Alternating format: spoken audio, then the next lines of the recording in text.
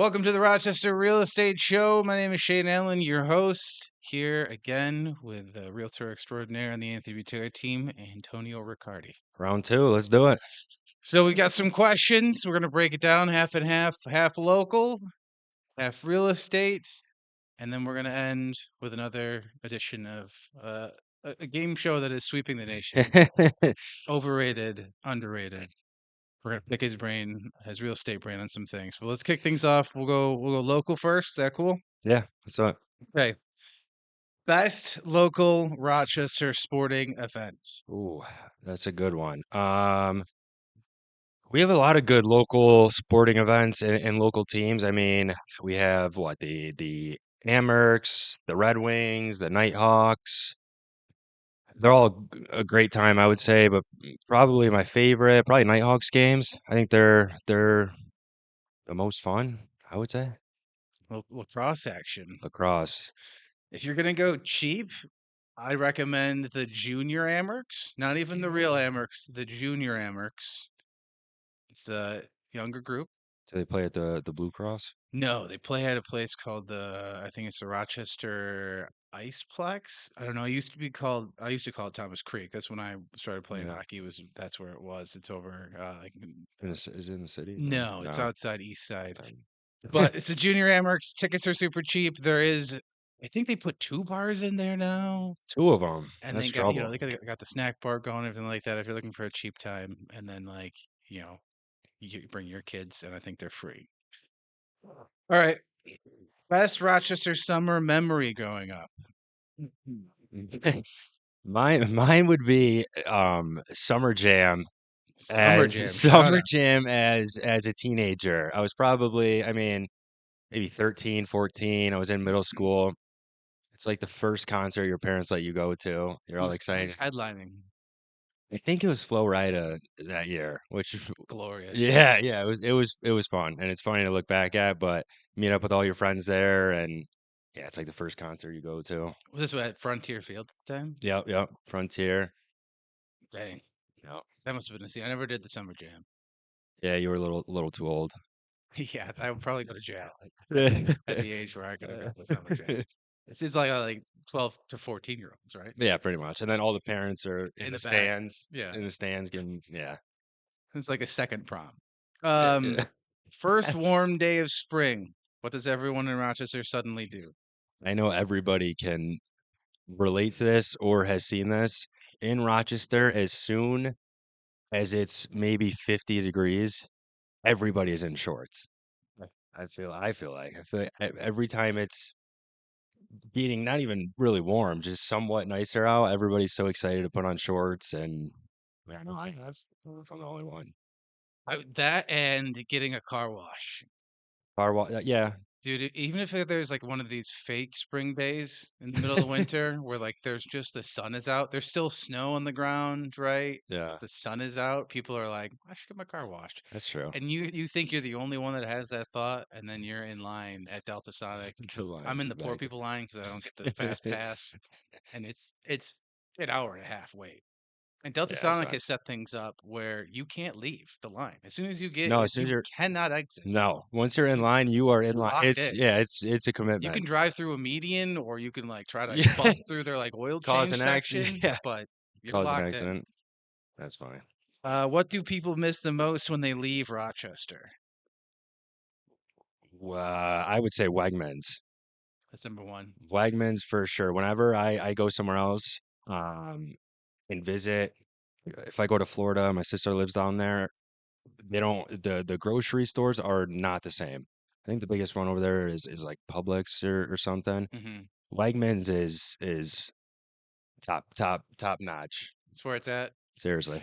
It really is. That is the one thing that people always bring up. That's the reason why people won't even leave Rochester. Just for They're like, "There's Wegmans. no way I could shop anywhere else." It's a It's serious true. cult that we have created here. Seriously.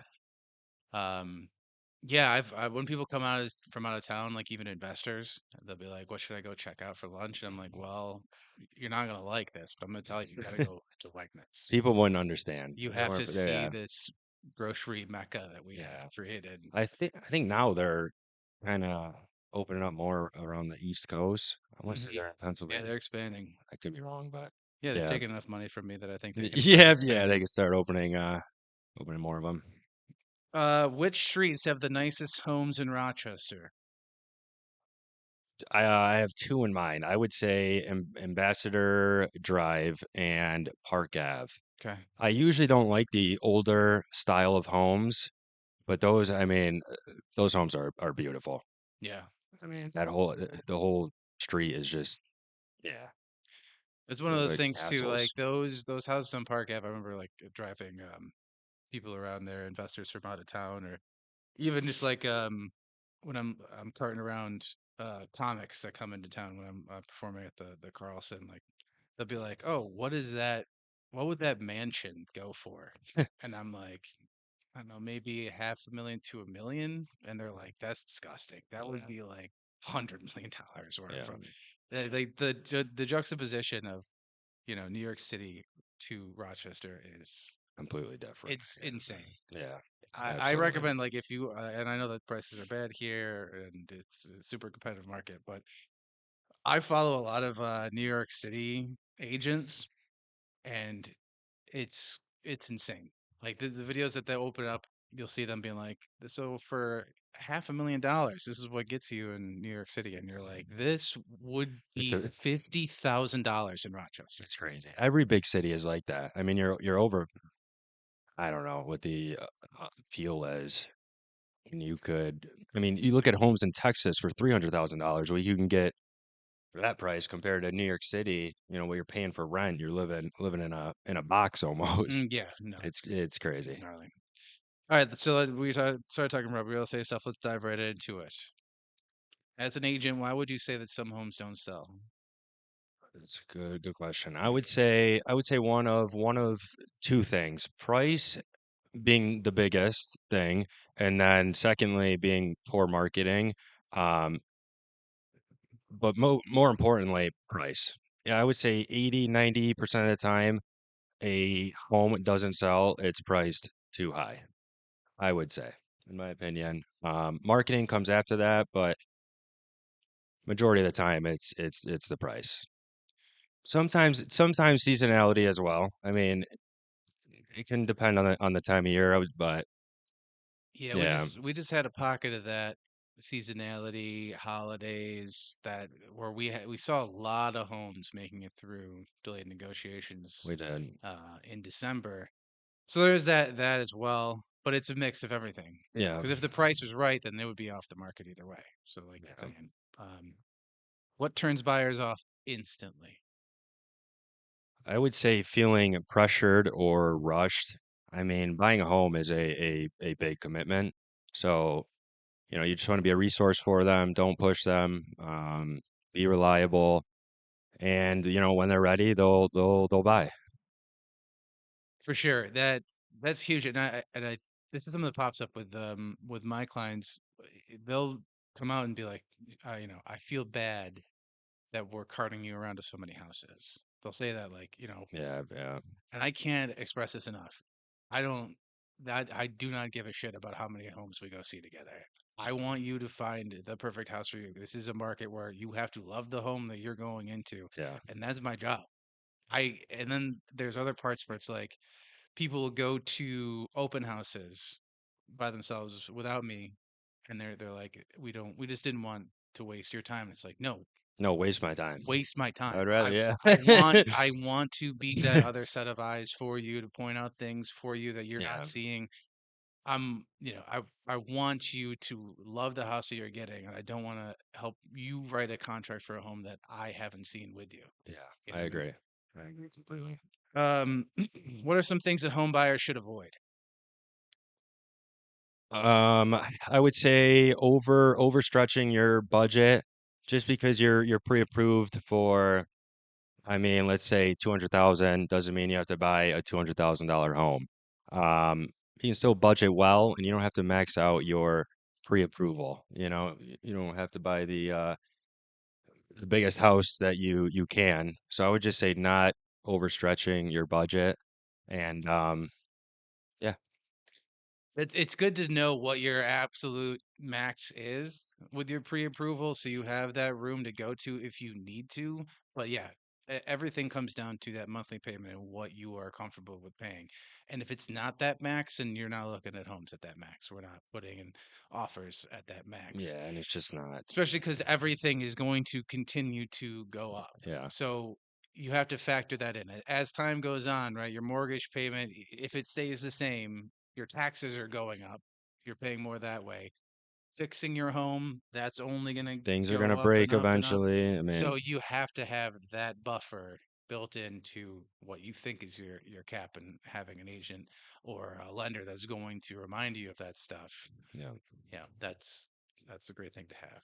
absolutely. Biggest myths about investing in real estate. I would say the biggest is that you need a lot of capital or a lot of money down. That's not true at all. There are so many different programs now and so many different options out there that you do not need a lot of money to get invested in real estate. Hmm. Um, you think about an FHA loan, it's you need only 3.5% down, which is, not a lot at all. You could buy a duplex, rent out the other side. You're pretty much living for free. You have to live there for 1 year. You can move out after that, rent both sides. Now you have a, cash flowing property and you Hmm. only put 3.5% down.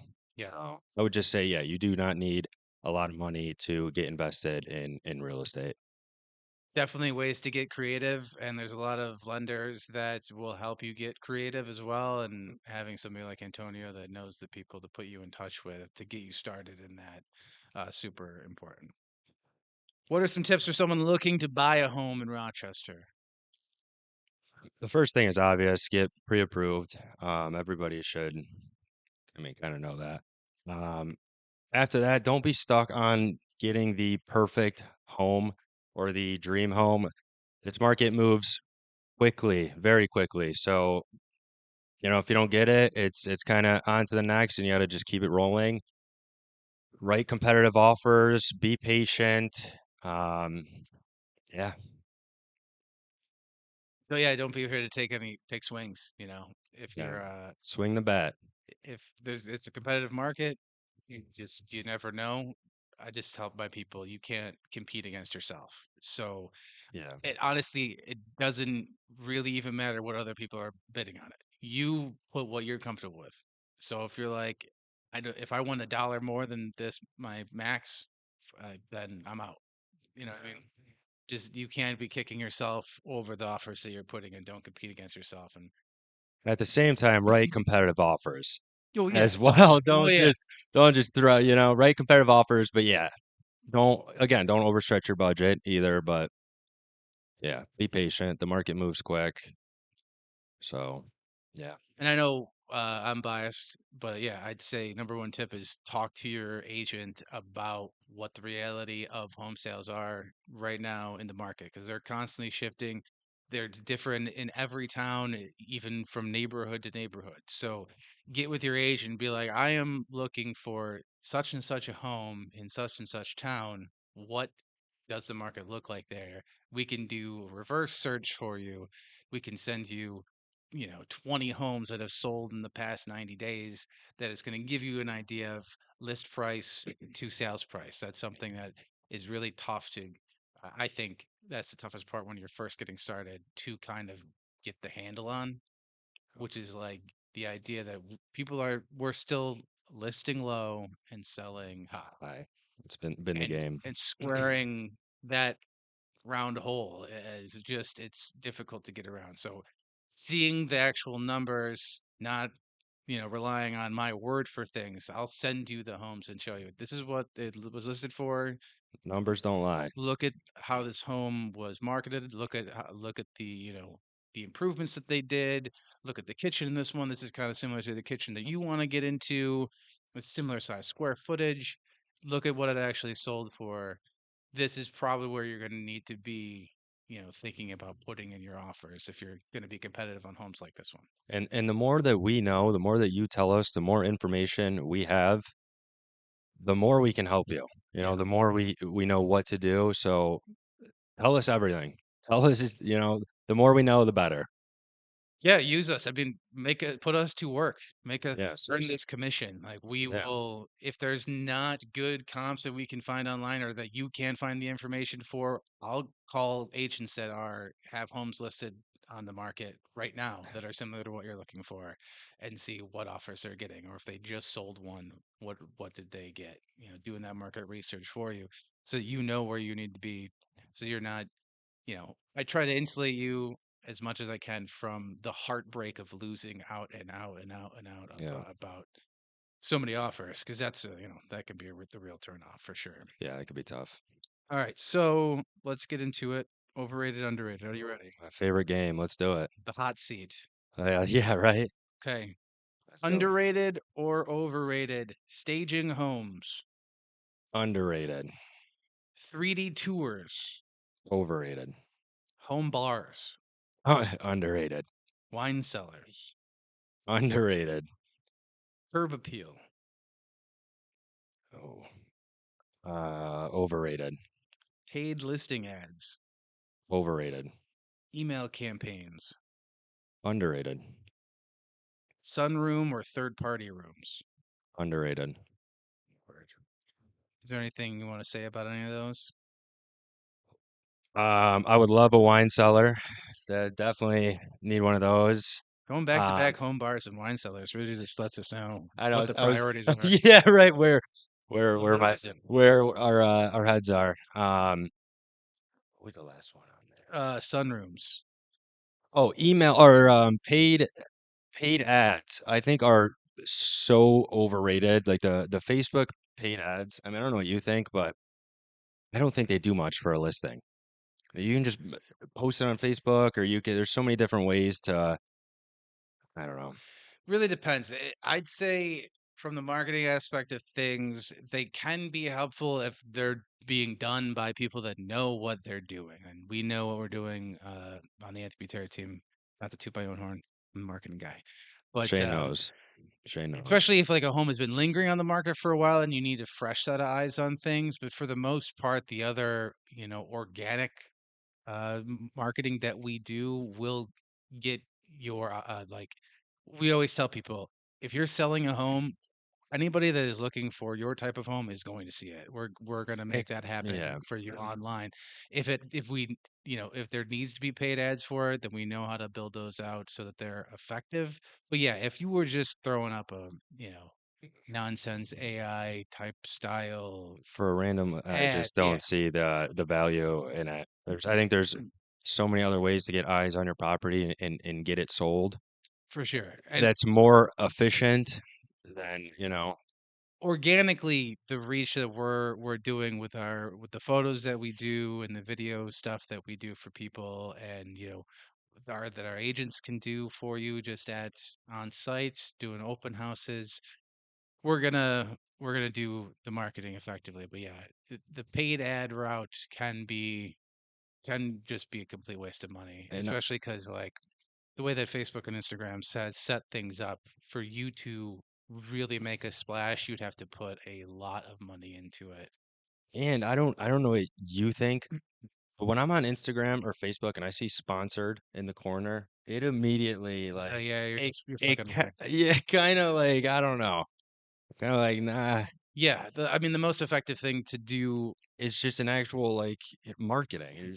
Where it doesn't say sponsored. I mean, we have our team page, which is awesome. Um, that I mean, that helps a lot. But But even like, so if you're a seller, the best thing you can do is share those posts. And as your agent's gonna put them into your like the local neighborhood groups, yeah, that organic that I feel to it, like you're saying, like getting away from the sponsored, ad type of feel to it and making it more inviting that way. yeah. Especially if it's coming from the seller, because there's a good chance that they know somebody or they have a neighbor that knows somebody. But like you said, That can help. Facebook groups, post on your Facebook, Instagram, send it out to people, and that reaches people more efficiently than just a paid ad that says sponsored, I think, at least. I mean, I don't know. Yeah, and we as far as the organic style of marketing goes, too, specifically on the team, we have what, 20 agents, something like that. Around, yeah. So even within our own team, we can put it to each other and be like, "Hey, I got a house coming up in Enfield. Do you know anybody?" And for the most part, yeah, Yeah, somebody probably does. Which is yeah, one of those majority of the time. It was one of those things that we offer people is like, hey, if you don't want to deal with people walking through your home, if you would rather go off market, this is an option for you. And we have the resources to do that, which is awesome. I mean, like you said, our agent count is, around 20. So, Yeah, but yeah. for sure, I mean, like, I don't know if this is what you meant, but if a seller themselves was going to put up their own ads like that, oh yeah, definitely don't do that. Yeah, no. Don't do that. Yeah. No. No, no. Cool. All right, It's man. good stuff. Thanks for sitting down with us. Absolutely. Check back in with the Rochester Real Estate Show next time. And have a great 2026. If you're looking to buy or sell, go to the anthonybuterateam.com. You can find Antonio's contact info there. Hit him up, and he'll get your search started for you, or he'll sell your home in probably 7 days or less. Let's be honest. Get with me. Appreciate you guys. Yep.